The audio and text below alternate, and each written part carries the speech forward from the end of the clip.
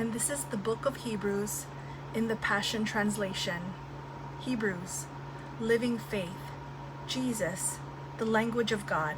Throughout our history, God has spoken to our ancestors by his prophets in many different ways. The revelation he gave them was only a fragment at a time, building one truth upon another.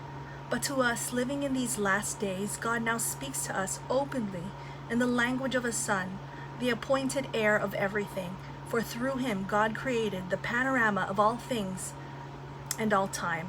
The sun is the dazzling radiance of God's splendor, the exact expression of God's true nature, his mirror image. He holds the universe together and expands it by the mighty power of his spoken word. He accomplished for us the complete cleansing of sins, and then took his seat on the highest throne at the right hand of the majestic one. Jesus, greater than angels. He is infinitely greater than angels, for he inherited a rank and a name far greater than theirs. For God has never said to any angel what he said to Jesus: "You are my favored son. Today I have fathered you. And this, I will be the father to him, and he will be the son to me." And again, when he brought his firstborn son into the world, "Let all my angels bow down before him and kiss him in worship." And about his angels he says, "I make my angels swift winds and my ministers fiery flames."